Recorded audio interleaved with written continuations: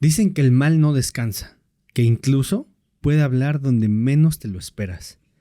Y si te dijera que hay quienes creen que el mismísimo diablo ha entrado al Vaticano, exorcismos secretos, documentos que nunca imaginamos que puedan existir y que nunca van a salir a la luz. Papas perseguidos por fuerzas oscuras y sacerdotes que se asegura que andan en cosas muy turbias. Con sus propios ojos la presencia del mal dentro de los muros más sagrados del mundo. Hoy no vamos a quedarnos con lo políticamente correcto. Hoy vamos a preguntar lo que nadie se atreve a preguntar sobre estos temas. Con nosotros, un sacerdote que ha combatido el mal desde dentro de la iglesia y un experto en religión que ha estudiado los secretos mejor guardados de la iglesia. Prepárate, porque después de este episodio volverás a ver el Vaticano con los mismos ojos. No lo sé. Amigos, bienvenidos a Invitado a lo Desconocido. Ya saben, mi nombre es Armando Bonilla. Estamos ahí en todas las redes sociales. Y bueno, ya con este preámbulo, les doy la bienvenida aquí al buen co-host Osvaldo y al buen amigo Alex. ¿Cómo están? Muy bien, gracias por la invitación. Pues a platicar de todos estos secretos que se escuchan a voces, pero son reales. Bienvenidos a todos, Alex. Siempre es un gusto estar contigo. Oye, amigo, antes de entrar en el tema, porque es muy, muy interesante, tus redes sociales para que te vayan a seguir. Estamos en todas las redes sociales, nos encuentran como De lo Católico y Más, donde la realidad supera la imaginación. Nos encuentran en todas las redes sociales para que se puedan unir y también conocer un poco más de nuestra fe o de la fe católica. Es importante este proyecto que tiene Alex porque ilumina a la gente en algunas dudas que son muy normales en cuanto a la existencia de Dios, en cuanto ahora a la elección del Papa. Entonces sí vayan, síganlo, a pesar que luego ahí su contenido sube que me robó el Uber. Pero vayan y síganlo. Pero nos robó el Uber, nos va a contar. Muy bien. Oye, pero sí son temas muy interesantes los que tocas, porque aparte los tocas como ese sin filtro, ¿no? Ese algo que necesita los católicos y más escuchar sobre esos temas. Sí, exacto. Sí, esa es la idea del canal, ¿no? Por eso le pusimos De lo Católico y Más, ¿no? Para no mantenernos como cerrados a una cierta parte, ¿no? Que pueda haber, sino estar abiertos, ¿no? A todo lo que pasa alrededor y que sea exactamente, ¿no? Tratar de que sea lo más sin filtro que se pueda. Eso está.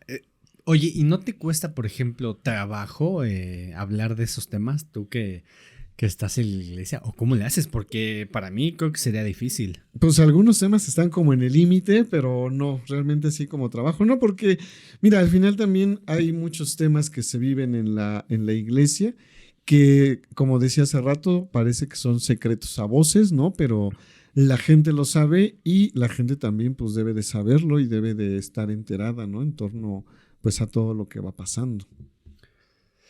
Qué cañón, la neta. Oigan, a ver, esta creo que me gustaría que explicaras, amigo, y aquí el buen Osvaldo también, ¿por qué se habla tanto del diablo dentro de la iglesia? O sea, ¿por qué nos da tanto, yo diría hasta morbo, ¿no? Incluso más que el mismísimo Dios, ¿no? O sea, como que causa mucho impacto estos temas. Creo que es el centro de toda esta conversación. Cuando aparece el mal en la Sagrada Escritura, en el libro del Génesis, cuando tienta a los primeros hombres, y tú me vas a corregir en esta cuestión si es que estoy erróneo, cuando tienta a los primeros hombres ya da una idea o una guía de que a los que va a tentar más son los que están más cercanos a Dios, ¿no? Al mismo Cristo en el desierto pasa la tentación, ¿no? Y qué es lo que le explica o lo que le dice el diablo es: si tú me adoras, estos reinos van a ser tuyos, ¿no? Entonces, el diablo históricamente siempre ha estado dentro de la iglesia, ¿no? Desde los primeros siglos de la iglesia, ¿no? Yo diría más bien, sí, estoy de acuerdo pues, pero diría más bien ha estado siempre dentro de la historia de la salvación del hombre, ¿no? Es parte de esta historia de salvación del hombre, ¿no? Pero una historia de salvación que se creó ellos mismos. El que esté presente, ¿no? Desde, como decías tú, desde los primeros hombres hasta nuestros días, ¿no? O sea, todo eso es lo que comprende la historia de la salvación del hombre y desde ahí ha estado presente, ¿no? Constantemente. Como dices, es una cuestión de aquellos que están más cercanos a Dios, ¿no? Pues sí, el mismo diablo, el mismo Lucifer se revela ante Dios, ¿no? Se revela ante Dios para poder hacer pues todo este mal. Y una cosa que yo creo que no debemos de perder es que, y que no tenemos presente hoy en día, me parece, es que lo que está en juego en esta vida es nuestra alma, ¿no? El alma o es para el diablo o es para Dios. Y es lo que está en juego y es precisamente en lo que va tentando, no solamente, sí dentro de la iglesia fuertemente, ¿no? Por esta parte de cercanía de Dios, por esta parte de ir caminando en esta historia de salvación de cada uno de nosotros, pero también está pues en juego esto, ¿no? El alma de cada uno hacia dónde va. A ver, yo no comparto esto que dice Alex porque por medio del bautismo se crea un sello indeleble, ¿no? Que es el sello de Dios, por así llamar en esta acción bautismal. El alma le pertenece a Dios. O sea, me estás diciendo que entonces sí hay una venta de almas al diablo. No sé si venta de almas al diablo, pero sí depende de la libertad de cada persona. Porque lo primero que Dios da y que Dios respeta es la libertad de cada uno de nosotros. Dios no se mete con la libertad. ¿Por qué? Porque estando bautizados o no estando bautizados, nosotros somos tan libres de creer en Dios como no creer en Él. Es que ahí entra el libre albedrío, ¿no? Sí, exactamente. Y Dios respeta esa libertad. Y dentro de la libertad que tú tienes, vas precisamente en este camino, vas optando ya sea por Dios o vas optando por el mal, ¿no? Y esa libertad ni Dios la toca. O sea, Dios, te digo, nos hace tan libres que podemos creer en Él o no podemos creer en Él. Sí, claro, porque no es un Dios que impone, ¿no? Sino es un Dios de libertad, ¿no? Sí, exactamente. O sea, para entenderlo en mejores términos. Fíjate, Armando, Alex, que dentro de la historia del Vaticano han colocado muchos papas como el anticristo entendido como una entidad diabólica, ¿no? Uno de ellos, Ratzinger, Papa Benedicto XVI, lo ponían como el anticristo, el propio Francisco, ¿no? Lo ponían como el anticristo. Siempre va a estar presente la figura mediática del diablo, porque es una figura muy mediática, es una figura comercial, porque hay que decirlo, es una figura que genera también mucho dinero, que sus iglesias también generan mucho dinero, ¿no? Y que es un buen nicho de mercado, el diablo y todo lo que tiene que ver. Es que vende mucho. Sí, claro, es un buen nicho comercial, pero entendiendo que el diablo vive dentro del Vaticano, lo podemos entender también dentro de todos estos abusos que ha tenido la iglesia a lo largo de los siglos, ¿no?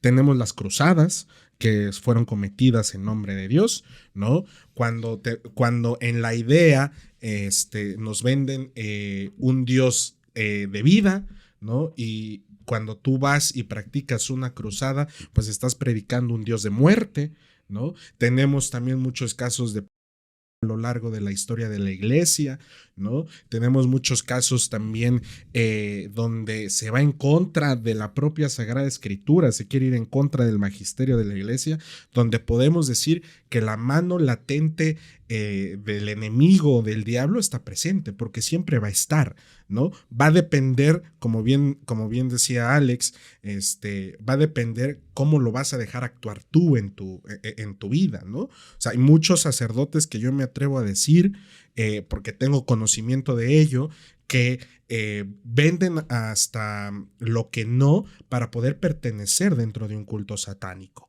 ¿no? Entonces, eso sí me preocupa. Sí, es que precisamente es como decías al principio, ¿no? Las tentaciones del desierto, pues son las tentaciones que sigue, yo creo que habiendo latentes para todo mundo, ¿no? Que es precisamente esta parte de tener poder, ¿no? Dinero. De tener dinero, ¿no? De muchas cosas que quizá muchos, ¿verdad? En este mundo las buscamos o las queremos y se presenta esta tentación y caes, ¿no? Se que presenta esta tentación y caes. Entonces, es precisamente donde entra este libre albedrío y esta parte complicada, ¿no? Porque si no tienes tú claro que lo que vas a salvar es tu alma y tienes tú más bien tu egoísmo, ¿no? Como lo que habita en ti, ¿no? Precisamente es una de las partes que ahora el domingo le decía yo a la gente, ¿no? El Evangelio dice Jesús, ¿no? La paz con ustedes. Y esa paz es un don que Dios nos da y que nosotros tenemos que ir cuidando. Pero si no lo cuidamos y vamos cayendo, ¿no? En estas diferentes circunstancias, pues sigue estando presente y las tentaciones del desierto siguen estando presentes en cada uno de nosotros y cada uno de nosotros va a elegir hacia dónde va a caminar. Es que, a ver, yo creo que Dios le permite al diablo jugar con nosotros. O sea, como para lo que dices, justamente eso, o sea, caer en tentaciones. Porque si realmente no estuviera permitido, o sea, ni siquiera sabríamos que existe eso. Sí, y dice San Francisco, ¿no? Dice la hoja de un árbol no se cae si Dios no lo permite, ¿no? Y la misma, por ejemplo, ahora que estamos con el Papa León, ¿no? La visión que tiene el Papa León XIII es precisamente en ese ámbito. Dice Dios... 14. León 14. Estamos ahorita con León 14, pero Sí. la visión es de León 13. Ok. Sí, la visión del enemigo que él manda hacer. Por eso estoy diciendo León 13, a ver si pones atención. La de San Miguel Arcángel, sí. Entonces, precisamente es eso, ¿no? O sea, la visión que tiene León 13 es decir, yo vi cómo el diablo le pregunta a Dios, ¿no? ¿Puedo tentar dentro de la iglesia? ¿Puedo tentar esto? Y Dios le dice, sí lo puedes hacer, ¿no? Pues que o sea, fue lo sí que pasó con Job, ¿no? Me imagino que es similar. También, o sea, igual Job es tentado por que diga y le pasa todo lo que le puede pasar, pero sin embargo es precisamente esa parte y esa decisión de optar y mantenerse en la fe, ¿no? Dice San Pablo, resistid, mantenerse firmes en la fe, el diablo anda como un león rugiente buscando a quien devorar, ¿no? Oigan, a ver, bueno, ya con todo este pequeño preámbulo, advertencia.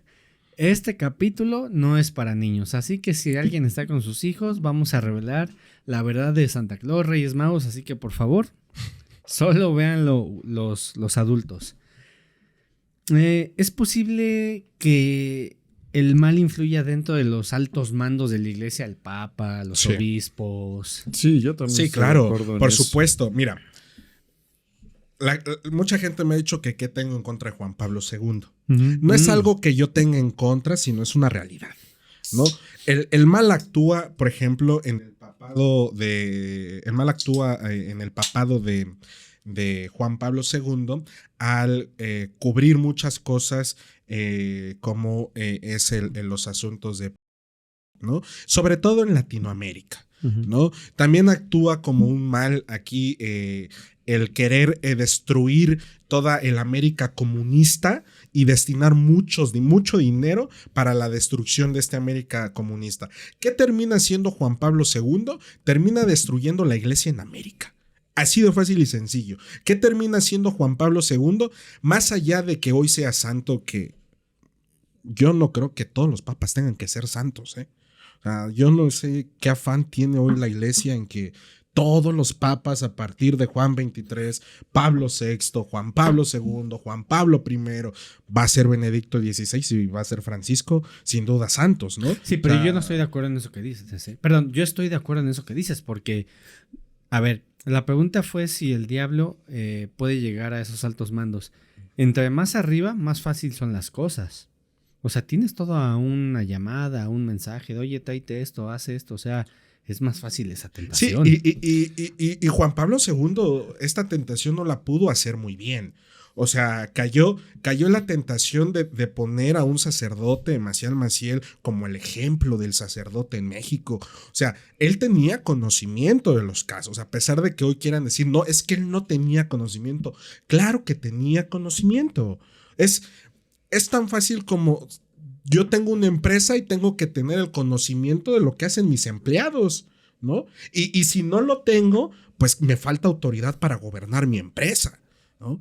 Algo que caracterizaba mucho a Juan Pablo II es esta forma de gobernar de yo y después yo, ¿no? Entonces, ¿sí puede llegar el mal hasta los altos cargos? Claro que sí puede llegar, y un claro ejemplo de ellos es Juan Pablo II, y un claro ejemplo hoy actual de nuestro México es el cardenal Carlos Ayarretes. Yo, por ejemplo, no sé, yo tengo otra cuestión ahí con Juan Pablo II. Yo no sé si en verdad él no supiera, ¿no? Porque también ciertamente hay muchas cosas que a las cabezas, por intereses que hay debajo de ellos, no conviene que lleguen. Entonces, yo no sé si en verdad no sabía, o también por la relación cercana que tenía con el padre Maciel y lo conocía en otro estilo, pues no quería creer lo que pasaba. Amigo, pero lo que sí es que a quien encarga precisamente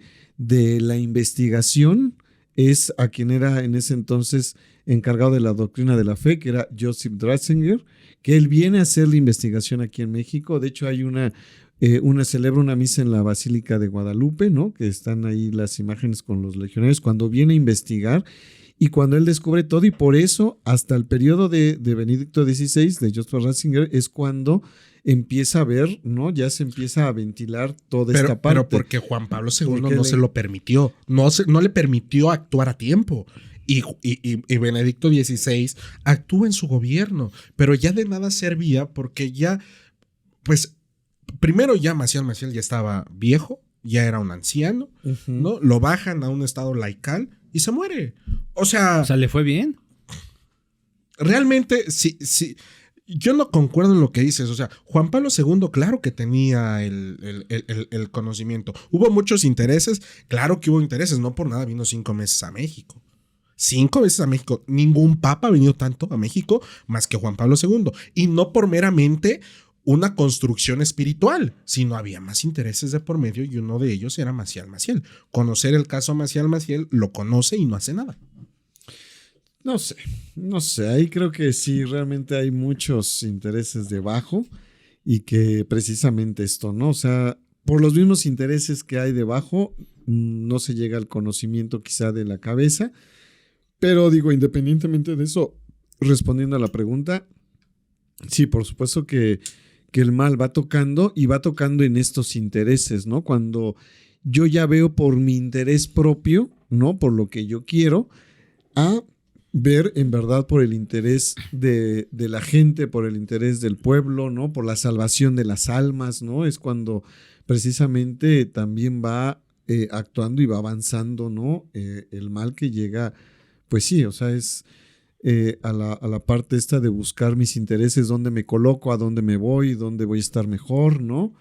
Y esto nos lleva precisamente a irnos corrompiendo y a dejar que el mal vaya avanzando. Oye, amigo, a ver, tú que estás en la iglesia, ¿crees que hayas sido tentado por el diablo en alguna ocasión? ¿Quién, yo? Sí. Ah, sí, por supuesto. A ver, digo, si se puede compartir, sí, por supuesto. ¿cómo crees que haya sido esa tentación? Yo creo que en eso, o sea, en el buscar como el interés y el bienestar, ¿no? Digamos, pues sí, pues mío, ¿no? Digámoslo, en cuestión de decir, híjole, pues aquí estoy. Cuando llegué a la iglesia de ahí de los Remedios, pues una iglesia, digamos, abandonada en las orillas de la ciudad, ¿no? Donde yo llegué un viernes. Entonces, para la misa del sábado, solamente había una persona, ¿no? Al siguiente domingo, la misa más llena que tuve eran 6 personas.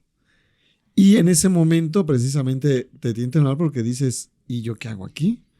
Mejor voy a buscar, ¿verdad? A ver con quién me relaciono, a ver qué esto, para que me cambien, para que llegue a un mejor lugar, para que tenga un ingreso económico, ¿no? Para que pueda haber ya una comunidad como más establecida, por así decirlo, ¿no? Entonces, esas partes son las tentaciones, ¿no? Sin embargo, pues bueno, fue la cuestión de permanecer ahí 4 años, ¿no? Y poder hacer lo que te corresponde hacer, que es poder pues formar la comunidad, poder estar con ellos, ¿no? Poderles atender, Entonces, en esa parte puedo decir que sí, en esa cuestión te va tocando el mal, ¿no? Y buscas hacia otro lado, como a dónde salir, ¿no?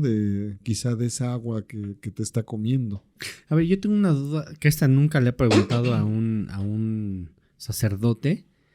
¿Se te ha presentado oportunidades con mujeres? O sea, que ellas te tienten a hacer cosas. O sea, porque eso también puede ser una, pues, perversión del diablo, ¿no? Pues se ha presentado con mujeres y con hombres, o sea, digo, no nada más exclusivo que porque te digan que ya como eres hombre, nada más puras mujeres, ¿no? Uh-huh. Sí, también hay, ¿no? También hay quienes se presentan, ¿no? Como en ese ámbito. A mí una historia curiosa. Uh-huh. A mí me gustan mucho los perros, pues. Pero cuando yo tengo ahí tengo dos perritas, pero me gustan, digamos, las perras porque son más, pues sí, son más limpias, ¿no? Los animales son más limpias, es más fácil que se acostumbren a hacer en un lugar del baño, ¿no? Más fácil como educarlas. Y ahí precisamente ahí donde les cuento, en esa parroquia tenía tres perritas. Y un día llegó una persona, una mujer, y ya me dijo, ¿no? Que se quería confesar. Entonces ya la pasé, le dije, sí, ¿qué pasó? Y no sé qué, ¿no? Y después me dijo, pues aquí estoy. Ya vi que a usted le gustan las... Y entonces yo dije, caray, ¿cómo no? Y ya total que ya nada más... Literal así te dijo. Sí, así me dijo. Entonces, como yo me quedé así como diciendo, a ver, explícame más despacio, pues ya nada más me dijo, muchas gracias y se salió, ¿no? Pero sí, se te presentan ambas cuestiones, ¿no? Y también, es que mira, yo, o sea, sí creo que sea una parte del mal y una parte que te tienta, pero creo que también muchas veces en esta cuestión, digamos, en torno a dos personas adultas, creo que se sataniza mucho, ¿no? Creo que sí es una parte en donde pareciera como que una gran tentación, cuando creo que hay más... hay tentaciones más grandes que esas, ¿no? Que la cuestión sexual. Y sí digo, en cuestión de que se te presente una persona adulta, ¿no? No en cuestión de esta parte de niños, porque, o sea, al final, eso es estoy yo 100% seguro que eso sí es una enfermedad, ¿no? No es una cuestión normal. Es que está muy tentador. O sea, porque una, está ahí a la mano. Dos, pues quién te dice algo, ¿no? O sea, en el dado caso que te vuele la cabeza, ¿no? Pero a mí eso digo, órale, o sea, para ser sacerdote, una, hay que estudiar mucho y dos, hay que tener mucho temple. O sea, en esas necesidades que tenemos los humanos. No te creas, ¿eh? No. Paremos de romantizar las cosas. No. Mucho temple, no. Sí, una gran cantidad de estudios, sí, pero que este temple se va al carajo desde el seminario, ¿eh?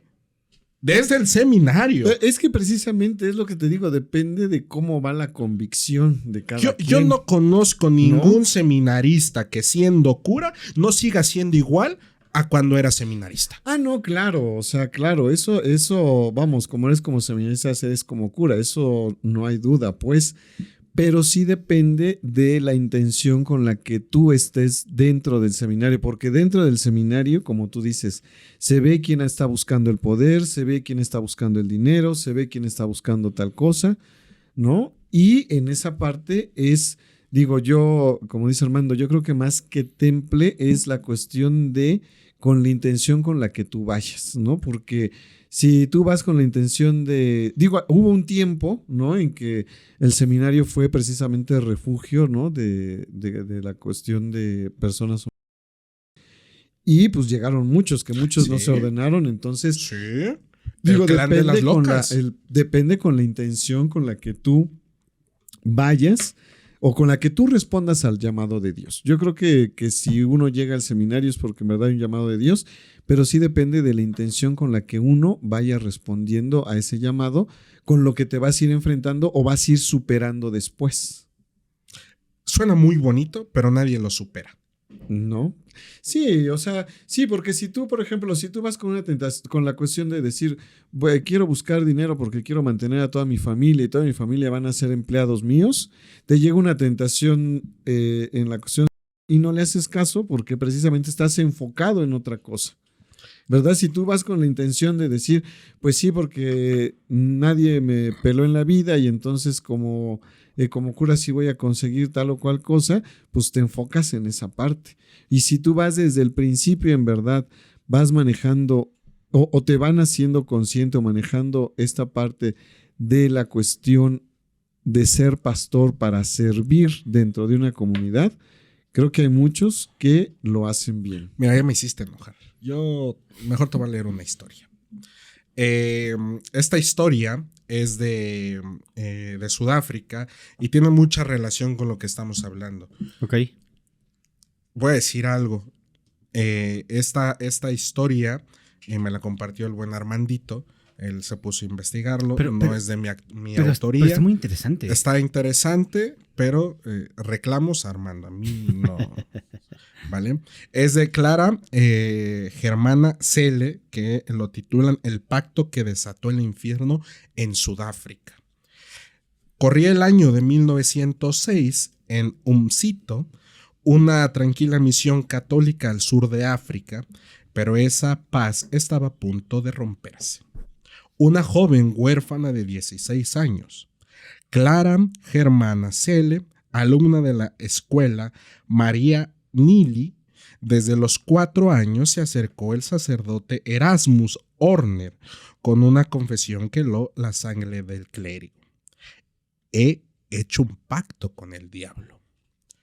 Aquellas palabras, pronunciadas por un adolescente aparentemente inocente, quedaron archivadas como un simple desvarío. Pero el infierno no había hecho más que abrir la puerta. Días después, Clara comenzó a comportarse de manera extraña. Se arrancaba la ropa como si algo dentro de ella la quemara. Gruñía, hablaba sola y mantenía conversaciones con presencias invisibles. El 20 de agosto, todo se descontroló. Hermana, por favor llama al padre Erasmo. Debo confesarme o Satanás me matará. Ya me tienen sus garras, gritó entre espasmos. Desde ese día la pesadilla fue imparable. Su piel ardía al contacto con agua bendita, se retorcía de dolor ante la presencia de cruces o reliquias sagradas, incluso si estaba escondida. Veía lo que otros ocultaban, conocía secretos que nadie les había contado, hablaba idiomas que jamás había aprendido, alemán, polaco, francés, y lo hacía con fluidez aterradora. Las monjas comenzaron a temerle. No sabían si seguían viendo a Clara o algo más. Dicen que su cuerpo se volvía tan flexible como una serpiente, deslizándose por el suelo con movimientos antinaturales. Una vez mordió a una religiosa y las marcas eran idénticas a colmillos. En sus ataques, arrojaba a mujeres adultas contra las paredes con fuerza sobrehumana. Nadie podía contenerla. Y luego comenzó a levitar. Sí, flotaba hasta 1,5 metros del suelo, a veces de espaldas, a veces como si algo invisible le elevara por la cabeza, y cuanto esto ocurría, su ropa se adhería al cuerpo como si la gravedad misma hubiera sido cancelada. Solo el agua bendita la hacía volver, pero al tocarla, su piel chispeaba de dolor. Los gritos eran insoportables. Una de las monjas dejó registrado: no eran gritos humanos, ni los leones más salvajes. Era un coro infernal, como si Satanás estuviera dirigiendo una orquesta de bestias. El miedo se apoderó del convento. Finalmente, el padre Horner y el reverendo Mansueti recibieron autorización para realizar el exorcismo. Fue el 11 de septiembre. Desde el amanecer hasta la medianoche lucharon contra la entidad. Clara intentó estrangular al sacerdote con su estola y arrancó la Biblia con sus manos con rabia bestial. Cuando todo parecía perdido, la voz del demonio anunció su partida: me iré y lo sabrán. Y ante 170 testigos, Clara levitó por última vez. No manches. Después de eso, cayó al suelo inconsciente en silencio. Los sacerdotes la declararon libre, pero el mal no se había ido. En enero de 1907, Clara confesó un segundo pacto con el diablo. Se realizó otro exorcismo aún más violento, aún más oscuro, y cuando todo terminó, el ambiente se llenó de un olor nauseabundo, como si algo podrido, algo muerto, se hubiera evaporado en el aire. Este fue el último signo sobrenatural documentado en su caso. Clara Germana Celle murió 5 años después. Un paro cardíaco detuvo su corazón a los 22 años. Pero hasta hoy nadie puede asegurar que el infierno la haya soltado por completo. Ahí está la historia. Qué fuerte, ¿no? Está la historia de la hermana que hizo 2 pactos. O sea, si ya hiciste uno, ¿para qué haces otro? Es que ¿sabes qué? Yo creo que cuando estás tentado a ese tipo de cosas, es difícil que lo dejes. Es difícil que sueltes eso. Sí. Y más cuando vas viendo o recibiendo los beneficios, ¿no? Que te dan estos pactos, ¿no? Es sabido, perdón, Alex, que el Vaticano o el Papa tiene una habitación especial para realizar exorcismos, que se encuentra dentro del Palacio Apostólico Vaticano. ¿Tú tienes conocimiento de algún papa que lo haya utilizado y que sea una información oficial? ¿O estos exorcismos que practica el papa, los obispos o incluso hasta los propios sacerdotes son en privado y no hay registro? Bueno, no, digo, de los papas, no, la verdad no tengo ningún conocimiento, solamente que hace Juan Pablo II en la plaza de San Pedro, ¿no? A un chico, a un adolescente, pero digo, de alguna manera es público, o sea, no es como que le hayan llevado a alguien y lo haya metido como a esta habitación. Y me parece que si no hay un registro también exacto de todos los exorcismos que se puedan haber realizado. Tú y yo, sí, me parece que no hay un registro oficial, digámoslo así. Tú y yo fuimos a ver un documental aburridísimo. Mi punto personal es aburridísimo. No, yo también. Estoy muy aburrido. Que se llama Libéranos. Libéranos. ¿No? Donde dan una catequesis de lo que es la cuestión del mal y cómo ataca espiritualmente al grado de una posesión, una vejación, etcétera, etcétera. Ellos decían que era la primera ocasión que la Iglesia o el Vaticano autorizaba algo así, ¿no? Yo los corrijo, no es la primera, porque la primera película que es autorizada por la Iglesia y está pegada al rito porque estuvo supervisada por aquel entonces el padre Gabriel Amorto, fue la de El Rito, ¿no? Esta película tan icónica que está muy bien hecha, ¿no? Esta sería la segunda o el primer documental autorizado por la Iglesia. ¿A qué va mi pregunta, Alex? ¿Existen casos en que sacerdotes han quedado poseídos, han quedado infestados por algún ente demoníaco? La verdad no lo sé, pero por ejemplo yo sí tengo una experiencia que el mal se queda, ¿no? Ahí en las iglesias. Yo estuve en la parroquia de San Benito Abad, ¿no? En donde los domingos en la misa de 12 se hacen algunas cuestiones de exorcismos. Y a mí ahí lo que me pasó fue que primero un sábado, no sé, a las 12 del día llegó una señora, ¿no? Muy espantada, me dijo que ella pues había llegado a su casa y veía ¿no? Como en la sala alguien golpeaba a sus hijos, pero que nada más los veía cómo los arrastraban y los aventaban contra la pared, pero no veía quién era, ¿no? O sea, no se veía la entidad, pues.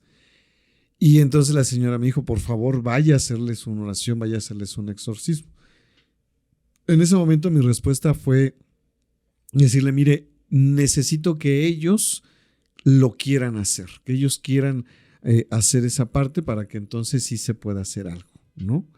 Digo, si ellos no quieren, no puedo llegar yo como a irrumpir esa cuestión, no sé qué esté pasando, ¿no? La señora se va, regresa más o menos como eso de las 6 o 7 de la noche con la hija, ¿no? El hijo no quiso ir, la que va es la hija.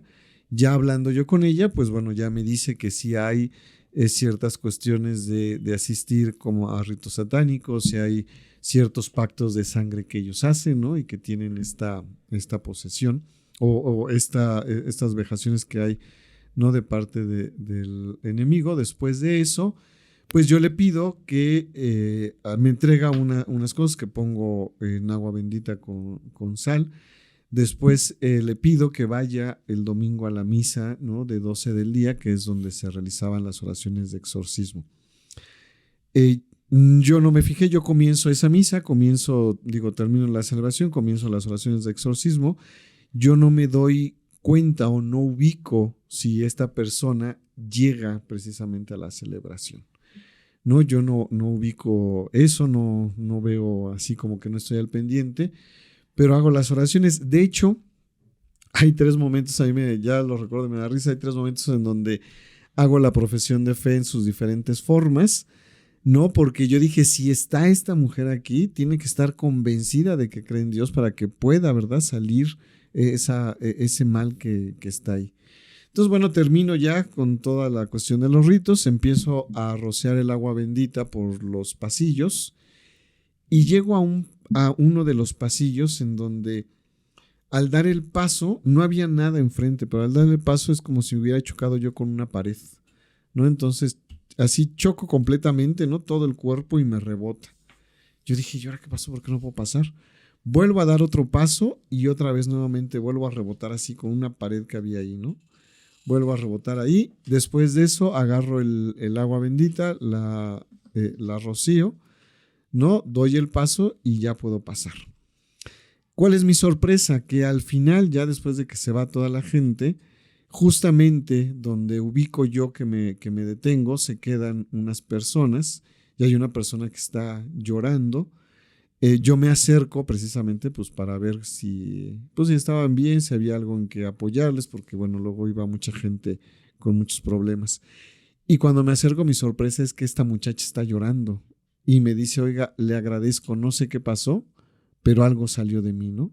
Y esa parte queda ahí. Entonces, digo, yo no conozco un caso propiamente donde un sacerdote haya sido poseído, pero no dudaría que sí puede darse el caso.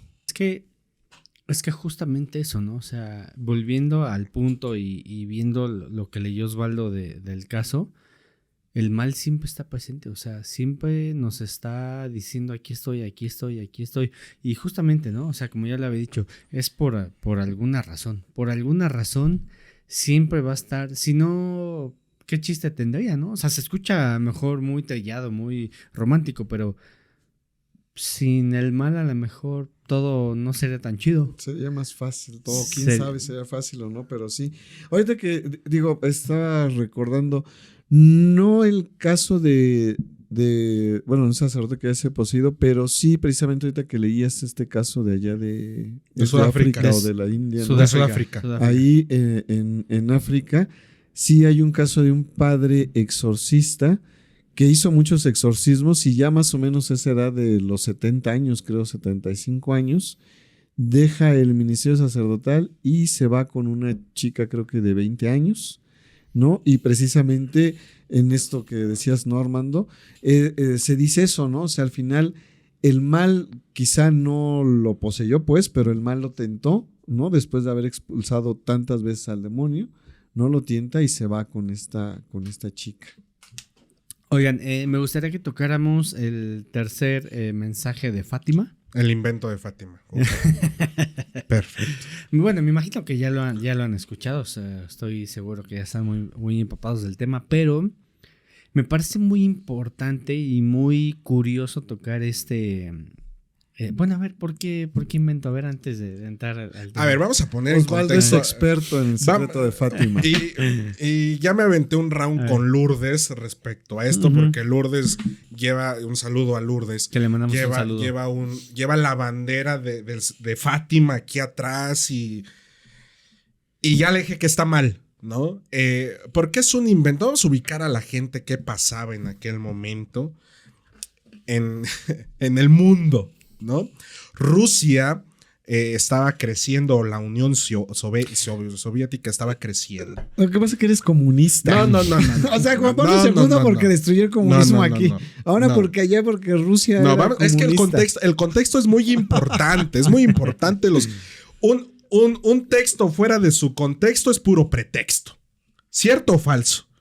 Bueno, entonces, la Unión Soviética estaba atravesando problemas podemos decirlo, de herejías, ¿no? O sea, eran herejes y amenazaban con ser una potencia mundial y destruir a todos, etcétera, etcétera. Eso es lo que pasaba, ¿no? Curiosamente, Fátima, la Virgen Santísima, al aparecerse a los pastorcillos y después los documentos redactados que hay, quiero que la Rusia pecadora se convierta. Solamente Rusia, casualmente. Sí, de hecho de eso habla. Que sí, Rusia. Sí, casualmente. Sí. No Estados Unidos, que sí, que en todo, a lo largo de la historia Estados Unidos siempre ha sido una potencia mundial, no otro país, no, Rusia. ¿Por qué? Porque atacaba los intereses económicos de la iglesia. Claro que así era, ¿no? Hoy vemos que más lejos de que se convierta Rusia, la que se va a terminar convirtiendo va a ser el secreto de Fátima. O sea, que a grandes rasgos, es por eso que digo que es un invento Fátima, como para decirle a Rusia, estate quieto, ¿no? O sea, no hagas tus desastres, tus desmadres, ¿no? Y conviértete, ¿no? ¿Por qué por qué no dice la Virgen? Quiero que todo el mundo se convierta. Es la única Virgen, ojo con eso, la única Virgen que a lo largo de la historia ha pedido que un país se convierta. La Virgen de Guadalupe nunca dice que se convierta a México, que se convierta a Estados Unidos, ¿no? Hoy actualmente la Virgen de Meyugori tampoco. Al contrario, la Virgen de Meyugori dice, quiero la paz, porque la guerra lastima el corazón amoroso de mi hijo, ¿no? La única Virgen que pide que se convierta misteriosamente, la Virgen de Fátima. Y no creo que sea un acto tan mariano decir, tú nada más. Los demás, no. Tú nada más. Es que está sí está interesante, porque como por 40 años se ocultó el tercer mensaje, ¿no? Secreto. El tercer secreto. Pero muchos investigadores, muchos teólogos dicen que ese secreto no está completo del todo, o sea, que sea porque es un invento, que están ocultando realmente algo. A ver, no. Y ya me estás viendo con tus ojos feos, con tus ojos de lince que si eres comunista todo. Y ya. Es un invento. A ver, estás en contra del comunismo. Si yo te digo ahorita, se me apareció una virgen en la tortilla, ¿no? La Virgen del Maíz. Ahí está la Virgen del Metro Hidalgo. Y todo el mundo pasa y le deja flores. Y se persina, ¿no? Sigue, ya tiene esta alcancía. A lo que voy es, si yo te digo, oye, se me apareció y me dejó este mensaje, pero me lo dejó a medias, dices, a ver, ¿cómo? ¿No? ¿Cómo la Virgen te va a dar un mensaje a medias? Pues si no somos Electra, no somos Coppel para andar dando abonitos de mensaje. Realmente no hay un mensaje. Realmente lo que fabricaron, perdónenme, a los que son... Yo también soy católico, aunque no pareciera, ¿no? Yo también soy católico y más, ¿no? De lo católico y más. ¿No? Te vamos a invitar. Yo también soy católico, pero perdónenme, es un buen negocio la Virgen de Fátima. Es muy buen negocio. Es el segundo santuario mariano más visitado en el mundo, después del con 6 millones del de la Basílica de Guadalupe. De peregrinos. ¿No? O sea, ¿cómo va a haber un mensaje? ¿Cómo va a estar un mensaje completo si nunca existió un maldito mensaje en cuanto a la Virgen de Fátima? Todo fue un invento para que relajáramos las cosas, para que todo fuera paz y amor. Si no quieres, bueno, te voy y te chingo diciendo que la Virgen dice que te conviertas, ¿no? ¿Por qué? Porque hasta eso Europa en esos momentos era muy creyente a lo que hoy es Europa, ¿no? Entonces, como no hicieron caso, la Virgen dice, es como la abuelita cuando llega, no, si te portas mal, niño Dios llora, pórtate bien, porque si no va a llorar. Lo mismo pasa en este secreto de Fátima, lo mismo va a pasar aquí. Yo sé que tú tienes una visión más católica del asunto, dice a la gente, para que no se quede con la herejía que acabo de decir. Yo creo que el ocultar lo del tercer secreto de Fátima más bien ha sido por el anuncio del fin de la iglesia, ¿no? Más que la cuestión de lo de la Rusia pecadora, ¿no? Y que Rusia se convierta. Y ciertamente pues seguimos caminando como en lo mismo, porque la Biblia o más bien, ¿qué estamos esperando? La conversión de todos los judíos para que entonces, ¿verdad?, puedan creer en el Mesías y entonces ya así podamos llegar todos al juicio final. Entonces creo que en este sentido puede ir, ¿no?, esta parte de lo de Rusia, ¿no?, el poderse convertir ante el sistema, que creo que sí existe el secreto de esa manera, pero creo que más bien está o se guardó o ha estado por partes, más que porque no existiera, por la cuestión que anuncia también el fin de la iglesia, ¿no? La cuestión que anuncia la muerte del obispo vestido de blanco, ¿no? Uh-huh. La cuestión de ir subiendo, ¿no? Y ver que todo está derrumbado, los sacerdotes, las religiosas.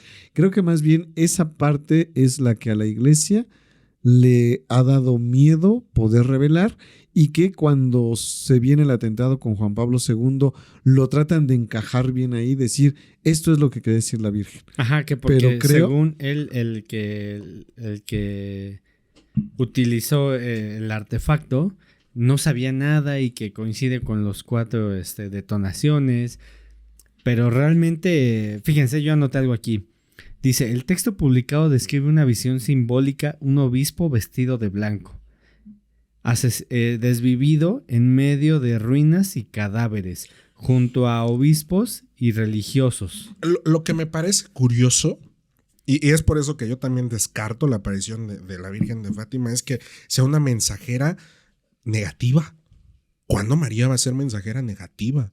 O sea, un obispo vestido de blanco entre escombros me suena también como a la profecía de Petrus Romanus, ¿no? Que aquí lo abordamos de Malaquías, uh-huh, ¿no? Del profeta Malaquías, que Petrus Romanus iba a desaparecer y que en verdad, gente, y lo digo con toda sinceridad, creo que el mensaje de la Virgen María en cualquier advocación tendría que ser un mensaje lleno de esperanza y no de miedo.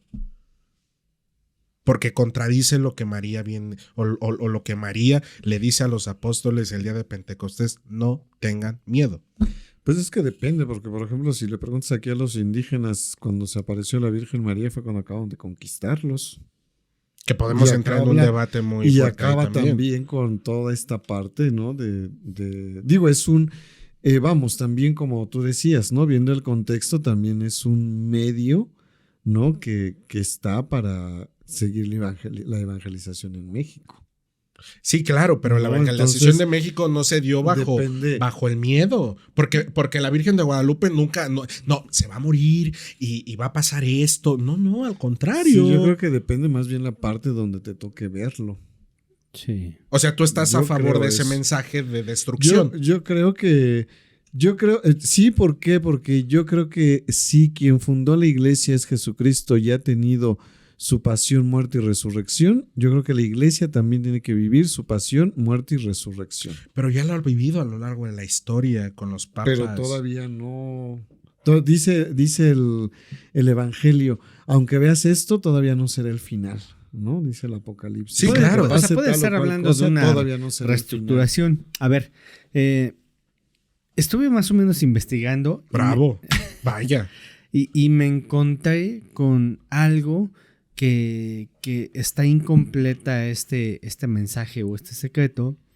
Y qué tiene que ver con los pactos del mal, ¿no? O sea, ¿qué tiene que ver todo esto con estos mensajes, ¿no? El tercer secreto, según los infiltrados no oficiales, advertía que Satanás entraría hasta las más altas esferas de la Iglesia Católica. Algunos interpretan como una infiltración espiritual, obispos, cardenales, incluso papas que dejaron servir a Dios y comenzaron a servir a otra fuerza del mal, ¿no? O sea, Juan Pablo II. A Satanás. Luego, el entronamiento de Lucifer.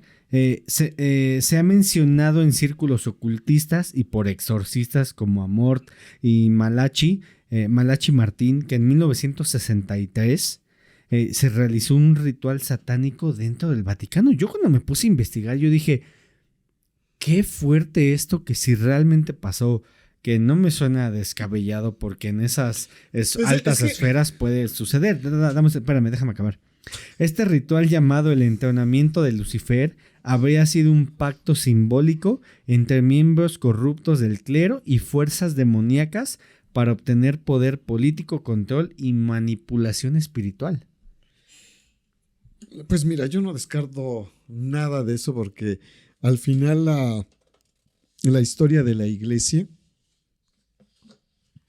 ha vivido tantas cosas, ¿no? O sea, desde este papa que no me acuerdo, creo que es Clemente, no me acuerdo la verdad, pero que sube al papado, ¿no? Un chavillo de 18 años, ¿no? Y convierte el Vaticano en, pues prácticamente un prostíbulo, ¿no? Digo, entonces está esa parte, ¿no? Los Borgia. Están los Borgia, o sea, dentro de la historia de la iglesia hay muchísimas cosas, ¿no? Que han sucedido y que yo no descartaría que en algún momento pudiera hacer eso. Hay un papa, por ejemplo, ahorita que dices eso de tentar, hay un papa Clemente, me parece que es Clemente VI, creo que sí es Clemente VI, que ya dice que sí es papa y todo, y cuando sale al balcón a dar la bendición Urbi et Orbi, en lugar de dar la bendición, maldice a todo el pueblo, ¿no? Entonces dice, malditos todos los que están ahí, y cada que sale al balcón maldice al pueblo, ¿no? Entonces una parte en donde está precisamente el mal, ¿no? Y que bueno, que pues sí, yo no descartaría esta parte dentro de la iglesia, ¿no? Les voy a dar un dato que muchos deben de saberlo, en cuestión de que va a llegar este secreto de Fátima, que el mal va a llegar hasta las entrañas de la iglesia para la destrucción. Con Juan Pablo II aumentó los casos de misas negras. Oye, tengo una terapia para ir dejando cosas que no te dejan en tu corazón. Es que a la iglesia no le conviene hablar de Juan Pablo, claro que nunca le va a convenir, porque es un gran personaje del mal. A lo que voy es, con Juan Pablo II hubo un mayor aumento en sectas satánicas y un mayor aumento de robos a hostias consagradas. Con Juan Pablo II.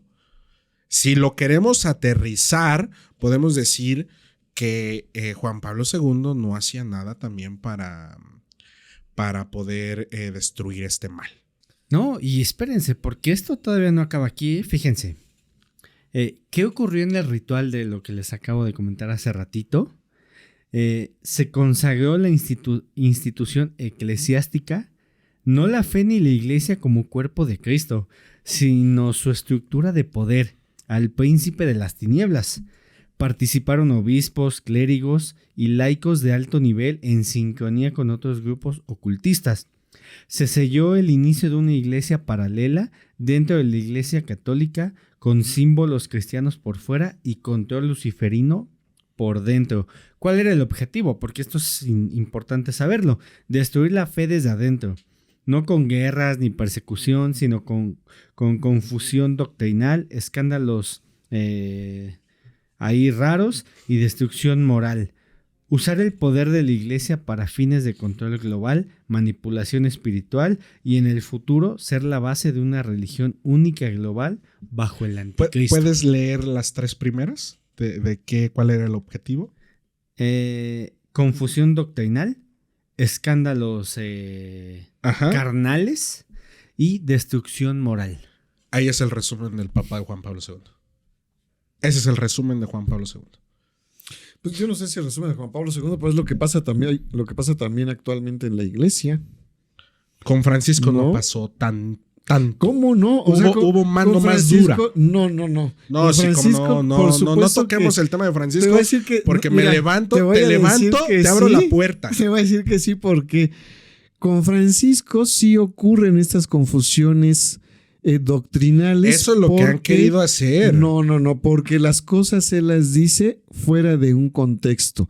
Francisco es un personaje que a la gente le gustó cómo decía las cosas y está bien, pero a Francisco hoy se le ocurría decir, todos mis amigos son los que abortan y entonces ya, y es que el Papa dijo que estaba bien y tenía que salir el comunicado de prensa para, no, el Papa Francisco quiso decir esto y entonces aclaraban.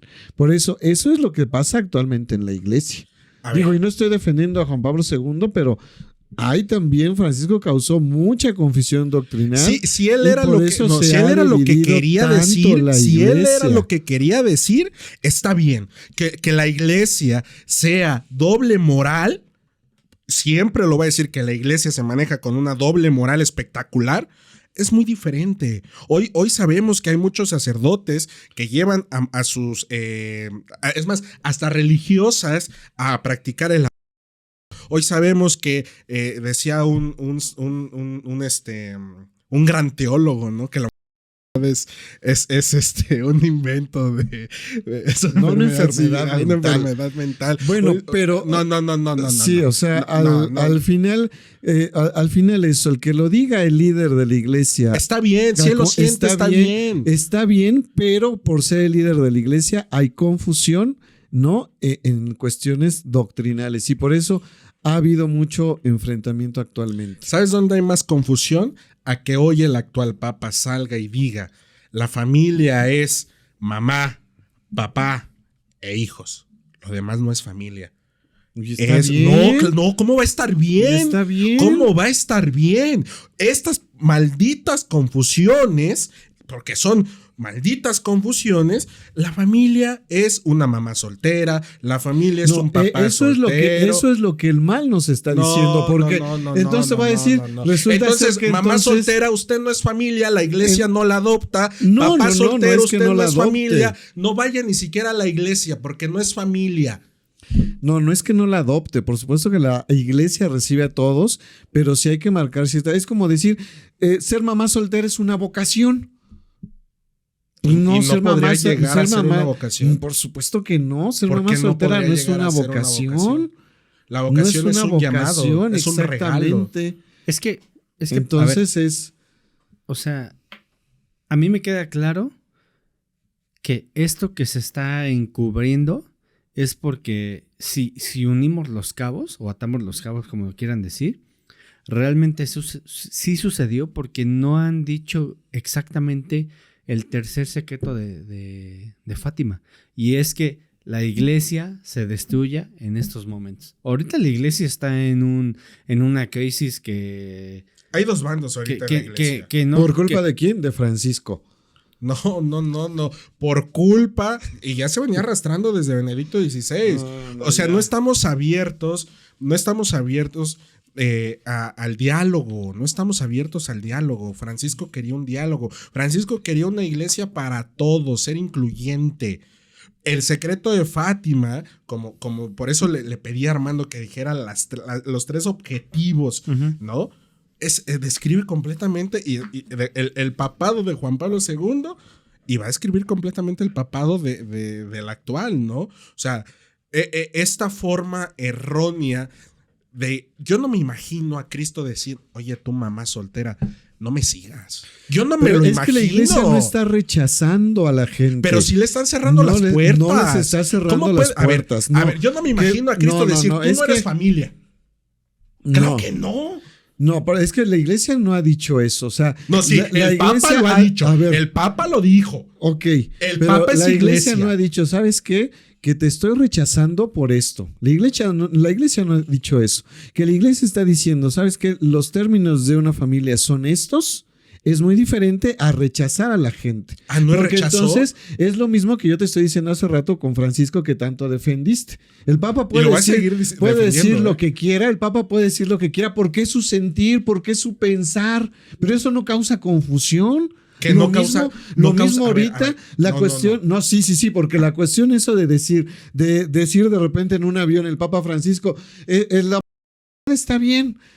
No, eso no causó confusión porque tú dijiste hace rato, es su sentir del Papa, aunque sea el líder de la iglesia. Bien, qué bueno que lo diga y está bien. Está bien. Pero ahora en torno a que el Papa León XIV dice, la familia es papá, hijos y mamá, ¿no? Ya no es su sentir, ya entonces sí, como es líder ya causa confusión. Pero ese sentir, ese es el sentir de la iglesia por todos los siglos. Por eso, entonces vayamos caminando en las líneas que vamos manejando y en esta apertura que la iglesia siempre ha tenido para todos. El que se marque una cuestión, por así decirlo, ideal, no implica que tú estés rechazando a todos. No implica que no aceptes a las personas que están viviendo una situación diferente, como el mismo Juan Pablo II lo dice en Familiares Consorcio, ¿no? Hay situaciones irregulares que se tienen que ir adaptando y que se tienen que ir recibiendo. Entonces, en torno a eso, no hay un rechazo ni hay una cuestión de una negación. Mamá soltera, no vaya a la iglesia. No vaya a la iglesia. Esa es la parte que tú estás poniendo. Esa es la parte que tú estás poniendo. El Papa, pues no los quiere, no son familia. Es más, si no está casado por la iglesia, no es ni familia. Así, términos sencillos dichos por el Papa. No, o sea, eso no dijo el Papa. Eso no dijo el Papa. Y si hay algo que este secreto de Fátima recalca mucho, es la destrucción de la iglesia, y yo me voy a atrever a decirlo, que este Papa la va a destruir. Es desde el minuto 1 que él toma el cargo, yo te lo compartí y te dije, es un peligro para la iglesia. Puede ser que el secreto de la mal llamada Virgen de Fátima puede estar hoy. Es que hay hasta una teoría que dice, a ver, Papa de Estados Unidos, Donald Trump de Estados Unidos. Yo lo dejo ahí. Está interesante. ¿No? Amigo Alex, traes por ahí un texto que nos vas a compartir, que me parece bastante... No, déjanos, seguimos chingando. ¿Cómo que leas sí, un texto del Papa León XIV dirigido en la oración Regina Léelo.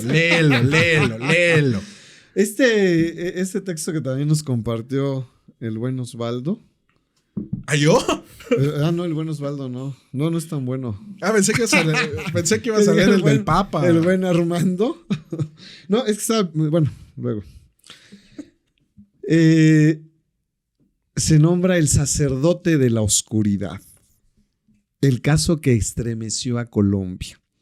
Que para tener a gusto aquí a Osvaldo, deberías de haber puesto el caso de el Papa de la Oscuridad, Juan Pablo II, el Padre Maciel. Así estaría contento aquí nuestro compañero y es querido, que yo no lo hice. Querido Osvaldo. Yo no lo hice.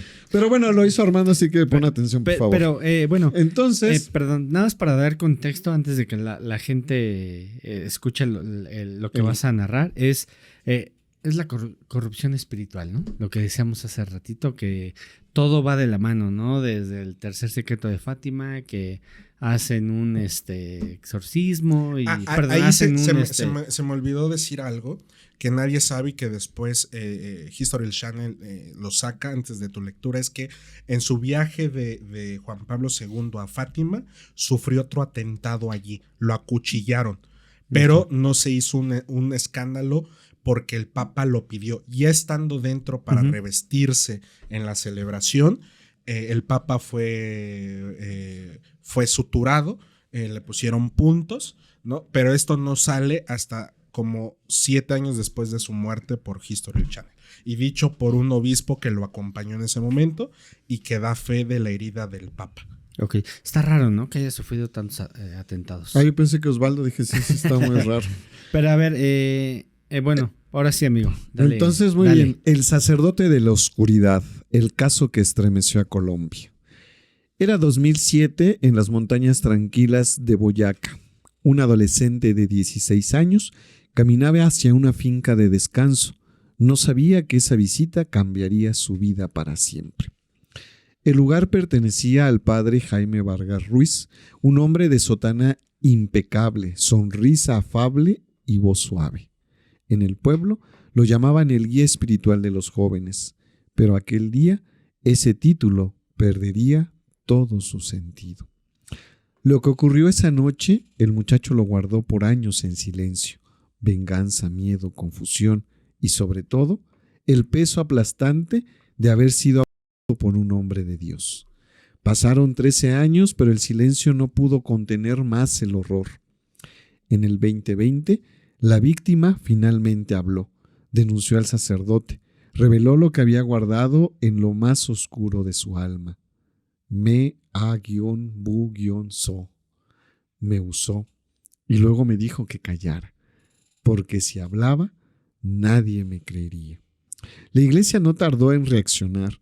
El Vaticano abrió una investigación, testigos declararon, psicólogos confirmaron el trauma y tras un largo proceso canónico, el veredicto fue claro y brutal: culpable. El 8 de agosto del 2024, el Tribunal Eclesiástico Metropolitano de Bogotá expulsó al padre Jaime Vargas Ruiz del estado clerical. Ya no podía llamarse sacerdote, ya no podía esconderse detrás del altar. Pero eso no fue el final. En el 2025 comenzó el juicio penal.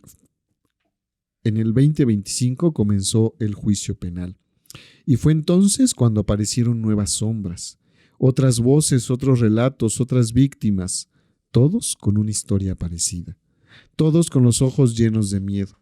Uno de ellos declaró: él sabía lo que hacía, te manipulaba, te hacía creer que era por tu bien, que eras especial, que Dios lo aprobaba. Durante el juicio, el sacerdote guardaba silencio, pero en los pasillos del tribunal se sentía otra cosa, una presión, un peso, como si el mal se negara a soltarlo. Los peritos forenses hablaron de traumas profundos, los obispos de vergüenza, las víctimas solo querían justicia. Y cuando todo parecía terminar, un detalle encendió el espanto. Una de las víctimas relató que al entrar a la capilla donde fue A-Bu-Sa-Do, sentía un olor imposible de describir. Como si algo muerto estuviera aún presente, algo que no era solo físico, algo espiritual, como si la maldad hubiera dejado huella. Hoy, Jaime Vargas Ruiz ya no lleva sotana, ya no da sermones, ya no ofrece misas. Ahora se sienta frente a un tribunal, mirando al suelo con el peso del infierno sobre sus hombros. El 22 de abril del 2025, las puertas de los juzgados de Moniquira se abrieron como si la justicia misma hubiera despertado de un letargo. En la sala, el ambiente era denso, no por el calor, sino por lo que estaba por revelarse. La fiscalía no llegó con suposiciones, llegó con testimonios demoledores, la voz temblorosa de la víctima, las palabras quebradas de sus padres, el relato sombrío de otro sacerdote y la declaración escalofriante del obispo Luis Augusto Campos Flores, quien había recibido la denuncia original en el 2020. Uno a uno, los testigos construyeron la pesadilla. Cada palabra era como un golpe, cada frase una sombra más en la figura del acusado. Y entonces el juez habló. Todas las pruebas de la víctima fueron admitidas. Solo una de las 10 presentadas por la defensa fue aceptada. Fue como un muro que se desplomaba. La imagen del hombre de Dios comenzaba a romperse, pero no por fuera, desde adentro. Y cuando parecía que ya nada podía ser peor, otras voces empezaron a surgir. Nuevas denuncias, nuevas víctimas, nuevas historias. Una tras otra, comenzaron a perfilar algo más grande, un patrón, una repetición, un comportamiento. Para muchos ya no se trataba de un solo Abu-So. Ya no era un crimen, ya no era un crimen aislado. Era algo más profundo, más oscuro, una manifestación del mal, oculta entre la sotana. ¿Y tú?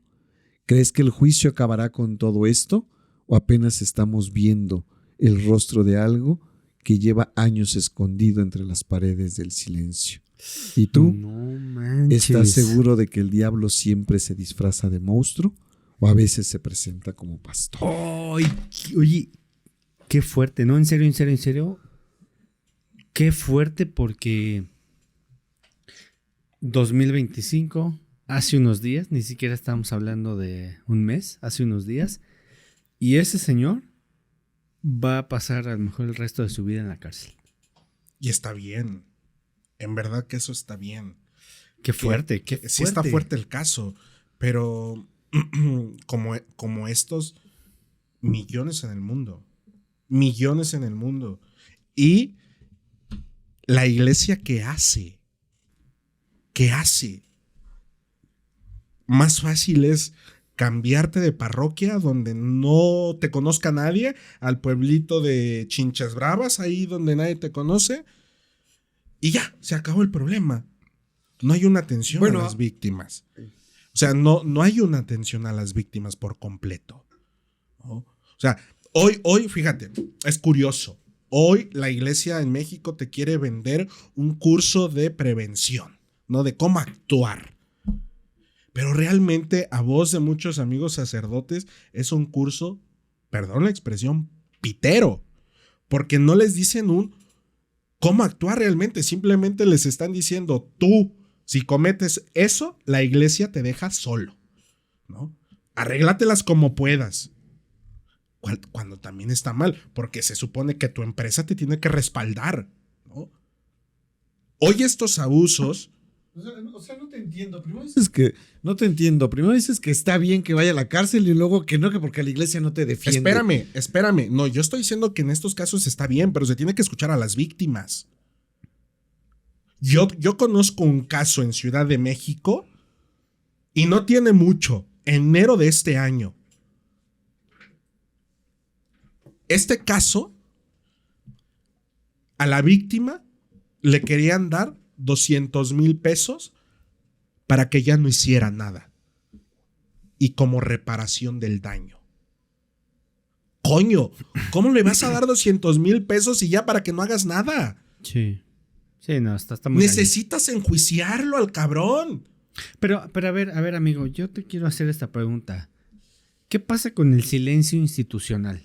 Más bien, ¿tú qué opinas sobre el silencio de sacerdotes, obispos, que mejor caíditos? No, a ver, yo creo que primero... Aunque estén de acuerdo o no de acuerdo con lo que pasó. Sí, o sea, yo creo que primero si hay un caso en cualquier sentido de a un menor, en cuanto se sepa, digamos, o en cuanto la víctima logre hablarlo, porque sí es un daño psicológico muy fuerte, debe de haber una denuncia, o sea, de parte de los familiares, de parte de quien se haya enterado, pues, o a quien lo haya contado, debe de haber inmediatamente una denuncia, ¿no? Y dentro de esa denuncia se debe de proceder.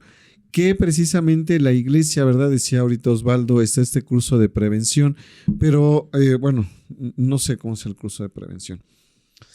Luego les diré por qué no he ido, pero está este curso de prevención, ¿no? Entonces no sé cómo es el curso de prevención, pero, por ejemplo, hay un caso el año pasado, 2014, de un sacerdote que es detenido también por un presunto abuso, ¿no? Y ahí en el canal está cómo es el proceder de la iglesia ante estas denuncias, ¿no? Que inmediatamente se ponen las normas de poderlo separar.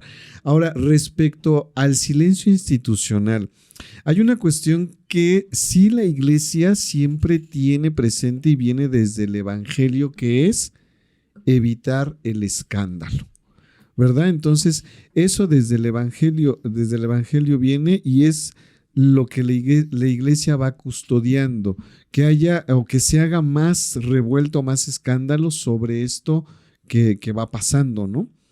digo, ¿cómo se llama? Y hay muchos casos, así que no es como por guardar el silencio de que nadie se entere, sino más bien es la cuestión precisamente de cuidar, ¿no? Dentro del caminar de la misma iglesia este pecado de escándalo. ¿Y escándalo para qué? Para no escandalizar precisamente a aquellas personas, ¿no? Que han estado ajenas a esta parte, ¿no?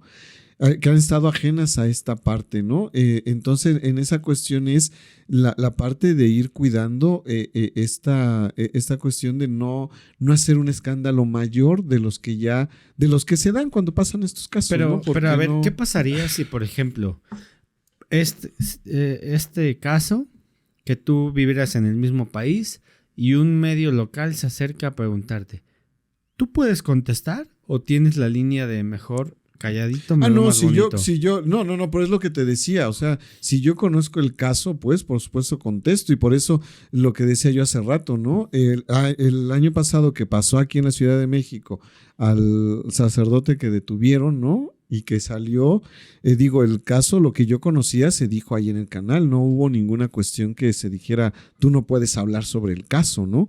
O que haya una línea así, no lo hay, ¿no? Pero sí está esta parte que sí hay cuestiones a lo mejor que uno no se entera, ¿no? Pero que va en esta parte, ¿no? De ir... Esto es muy fácil. ¿Quieres evitar el escándalo? Acércate a las personas. Acércate a las personas y diles, oye, a ver, tú sacerdote, ¿cómo estás mentalmente? ¿Cómo te sientes? ¿Estás bien para llevar el cargo? Porque al final de cuentas, ser un guía espiritual de cualquier denominación implica algo mental, ¿no? Implica un desgaste mental. Y si tú te acercas y le dices, a ver, padre Armando, ¿cómo está mentalmente? ¿Cómo va? ¿Se siente bien? Uh-huh. Esta cercanía puede evitar esto, lo puede evitar. Otra cosa es muy diferente que no lo hagan, que cuando tú llegas y le dices, mire, ¿sabe qué, señor cardenal? No estoy de acuerdo con esto, pues dame las llaves de la iglesia y lárgate ahorita mismo. Cuando, no, a ver, ¿por qué no estás de acuerdo? ¿Qué sientes? ¿Cuál es tu sentir? Todo esto se puede, o sea, ¿quieres evitar un maldito escándalo? Acércate primero a ver cómo están los tuyos. Y tu gente. ¡Claro! Ya se hizo el escándalo, perfecto. Dale un seguimiento a la víctima, no la dejes a la deriva, no la taches como loca, no la taches, quiere ensuciar el nombre de la iglesia, no la taches así, dale un seguimiento. Y así vas a evitar el escándalo. Te lo apuesto, un mejor filtro desde los seminarios en decir, a ver, tú sí, tú no, a ver, ¿por qué no? Mira, detectamos esto psicológicamente, no eres apto, ya, fácil. Hoy no lo hay. Hoy lo que quieren es ordenar a por mayor para decir, si hay vocaciones, si hay, ¿no? Realmente la iglesia en un acompañamiento no lo da. En eso sí creo que acá hace falta acompañamiento, pero yo vuelvo realmente a lo mismo que decía hace rato. Creo que esta parte también, ¿no? Como dice Osvaldo, ¿no? Primero del acompañamiento y luego también la parte de uno de poder decir, ¿sabes qué? Que sí tengo pues X problema o X situación. También es una cuestión que, como les decía hace rato, dentro de la intención con la que uno va caminando, muchos, ¿verdad? No la dicen o no la decimos, ¿no? Con la intención de por qué me quiero o por qué quiero llegar a ser sacerdote, ¿no? O sea, creo que eso también sí depende de esa parte, de esa parte interna, ¿no? De la persona, y al final ahí pues nadie se puede meter, ¿no? Entonces creo que eso sí también hace falta, la sinceridad de quiénes son los candidatos, ¿no? Y por otro lado, sí también un acompañamiento más de cerca de parte de la autoridad, ¿no? Oye, Alex, quiero que me contestes esta pregunta como Alex y no como el padre Alejandro. ¿Qué está haciendo mal la iglesia para permitir este tipo de cosas? ¿O por qué pasan este tipo de cosas? Iba a decir algo que no. Dilo. Iba a decir tener a gente como Osvaldo en el seminario. No. Pues haría bien tener a alguien como yo otra vez de vuelta. No. Eso, o sea, creo que lo que hace falta es un acompañamiento, ¿no? Y eso o sea, eso se ve pues desde las comunidades. Los sacerdotes no queremos acompañar a la gente, ¿no? O sea, la gente que llega a confesarse porque tiene situaciones difíciles, ¿verdad? Porque hay esto, el sacerdote no quiere acompañarlos, no quiere escucharlos. Eso creo que es lo que nos falta. Y eso va, al menos aquí en la Ciudad de México, va, creo, desde la cabeza hasta los sacerdotes que están en las parroquias. O sea, no hay un acompañamiento, no hay una escucha. Yo, por ejemplo, les voy a compartir dos cosas. Primero, creo que fue hace 8 días, ¿no? Que llegó una persona a decirme, oiga, quiero saber si me perdonan los pecados o no. Entonces yo dije, ¿cómo que si le perdonan los pecados o no? ¿Usted se confesó? Y me dijo, sí, pero dice, mire, primero fui a ver al padre, ¿no? Le dijo, oiga, padre, es que me quiero confesar. El padre me dijo, no tengo tiempo. Se fue.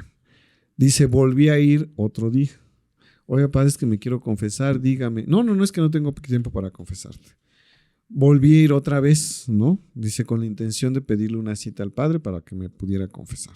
Oiga, padre, quiero una cita para que me pueda confesar. Entonces el padre le dijo, no, mira, no tengo tiempo. Escribe tus pecados en una hoja y me los das. Ya que los lea yo, entonces ya quedas absuelta, ¿no? Entonces dice, así lo hice. Okay. Llevé mis pecados y yo dije, bueno, pues me va a absolver en ese momento, o los va a leer, o no sé. Y me dijo, sí, está bien, ya vete. Después regreso con la duda, ¿no? Y decirle, oiga, padre, es que no sé si sí me absolvió o no me absolvió. Y entonces el padre dice, ahora escríbemelos por WhatsApp, ¿no? Para que veas que sí los leo y entonces ya estás absuelta, ¿no? Entonces, son cuestiones que sí a los sacerdotes no nos gusta acompañar a la gente, no nos gusta escuchar a la gente, que es la única labor que uno hace.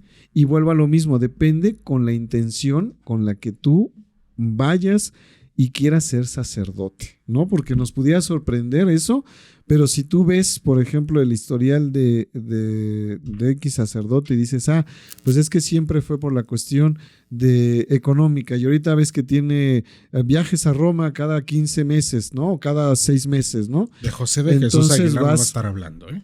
No es él. Entonces, ¿verdad? Vas viendo precisamente eso en una parte. Luego, por ejemplo, a mí, digamos, a mí dentro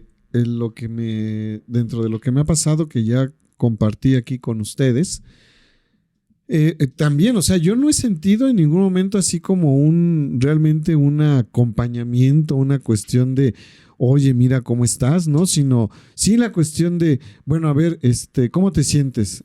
Bien. Pues es que, ¿sabe qué? Que voy a ir al psicólogo porque, no sé, es algo que me duele mucho. Sí, que bueno, está bien, ¿no? Pero una cuestión de, oye, mira, a ver, pues sí, sabemos esa situación, cómo vas, qué has hecho, qué esto, qué el otro, ¿no? No, o sea, se queda uno como en el olvido, ¿no? Entonces hay cuestiones así. Por ejemplo, hay bueno, ya nada más para cerrar esta parte, lo tengo que decir porque si no, luego me cobra el psicólogo mucho y no me alcanza. Entonces, en esta, por ejemplo, según, ¿no? Supuestamente un amigo sacerdote mío, ¿no? Que digo, amigo sacerdote que nunca me habló más que me habló para enterarse del chisme, ¿no? Después de eso, en ningún momento me ofreció ayuda, ¿no? Porque eso sí, en ningún momento me ofreció ayuda, me dijo, oye, mira, colabórame aquí y vemos, y no, en ningún momento. Después de eso, él, ¿verdad? Me habla y me dice, oye, es que mira, ya hablé para que me ayudes en esta cuestión o esta labor, ¿no? Dentro de la cuestión de salud y todo. Bueno, empecé a colaborar ahí con él, ¿no? De alguna manera. Después él, pues se molesta, ¿no? Porque yo creo, ¿no? Que la intención era que yo fuera y le dijera, quiero estar contigo, quiero estar en tu parroquia, por favor, acéptame para que entonces me ayudes y yo pueda, ¿verdad? Volver, digamos, como a resentarme a la cuestión a la cuestión sacerdotal dentro de la arquidiócesis, ¿no? Digo, no ocurre esto, él tampoco nunca, o sea, estuve 7 meses apoyándole. En esos 7 meses, si lo vi 3 veces, fue mucho, que fue la vez que me recibió, una ocasión que no sé qué platicamos y la vez que me corrió, ¿no? Porque la última vez que lo veo me dice, ¿sabes qué? Que no, yo no te puedo estar ayudando, no te va a ayudar o no te está ayudando esta parte, esta labor que haces aquí. Entonces, pues, ¿sabes qué? Vete, habla tú con el obispo, habla con quien quieras y vete. Hasta ahí estoy de acuerdo. Sea como decía aquí el buen Osvaldo, ¿no? Sea su pensar, su sentir, todo lo que pueda hacer, está bien.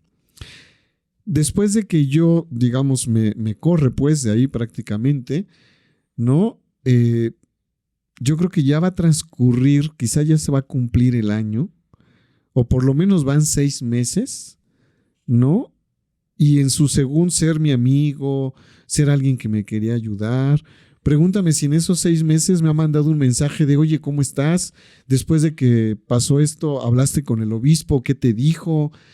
¿Dónde estás ahorita? ¿No? ¿Qué estás haciendo? ¿No? A lo mejor sí, no te pude ayudar yo, pero bueno, si se supone que en esta parte de pastor y en esta parte de amistad y todo, oye, ¿sabes qué? ¿Cómo estás? ¿No? O sea, ¿hay algún mensaje en una cuestión así? Entonces, creo que desde ahí precisamente es esta parte de el acompañamiento que los sacerdotes no queremos dar a la gente y que esto es derivado del acompañamiento que las autoridades, ¿no? O sea, es decir, los obispos no tienen para con los sacerdotes cuando dice el derecho, la prioridad del obispo debe de ser sus sacerdotes.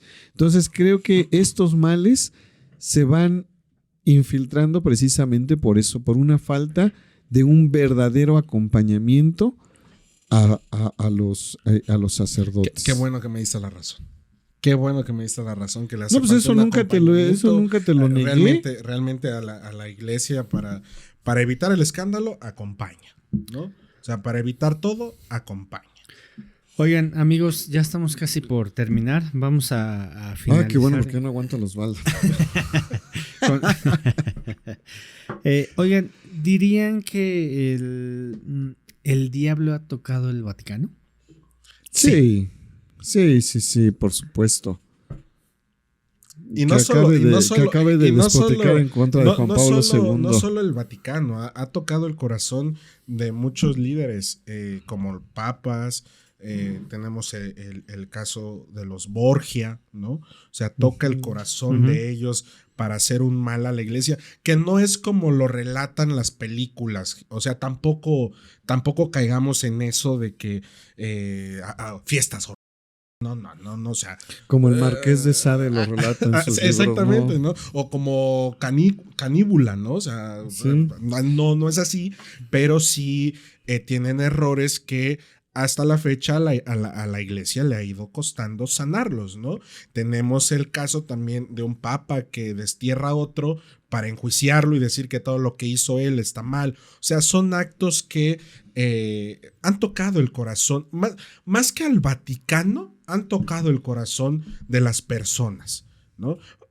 Porque no podemos decir que una ciudad tiene al diablo, ¿no? Como nos quieren vender que solo el diablo está en Europa, ¿no? O sea, no, sino toca el corazón de las personas para hacer mal, ¿no? O para dejarse cegar por intereses. Entonces, sí, el diablo está no solamente en el Vaticano, sino en todos los lugares presentes al tocar el corazón, ¿no? Y lastimosamente la institución católica ha sufrido por cuestiones humanas que han cegado esto y que le han dado un hincapié al mal.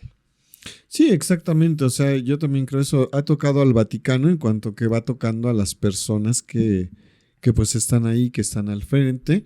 Y como te decía hace rato, ¿no? O sea, no solamente en la cuestión, digamos, sexual, que es una parte que de repente queremos como satanizar mucho, o como decir, ¿no? Esa parte de la cuestión sexual es como lo peor que puede pasar, ¿no? Digo, no solamente en esa parte, sino en esta parte de buscar poder, de buscar ciertamente riquezas, de buscar colocarse, ¿no? En esa parte que va tocando, como bien decía Osvaldo, ¿no? El interior, el corazón de las personas, y que eso ha hecho que se cometan muchos errores dentro de la iglesia y que, bueno, la iglesia los ha ido sanando o ha estado en el intento de irlos sanando, ¿no? Que el único que ha pedido perdón por estos errores ha sido el Papa Francisco. El único que se ha atrevido.